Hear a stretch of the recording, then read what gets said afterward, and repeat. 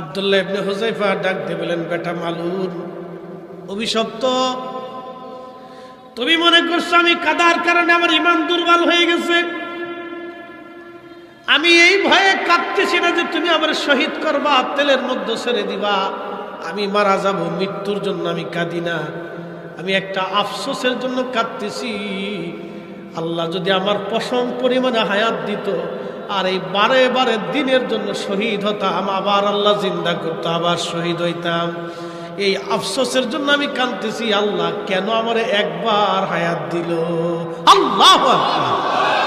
না না হয় না, আরো জোরে বলেন আল্লাহু আকবার। এরা ছিল নফসে মুতমাইন্না, প্রশান্ত আত্মা। আমার একটা মাত্র জীবন, এই একটা জীবনের জন্য আমি কাঁদতেছি, আল্লাহ কেন আমার একটা জীবন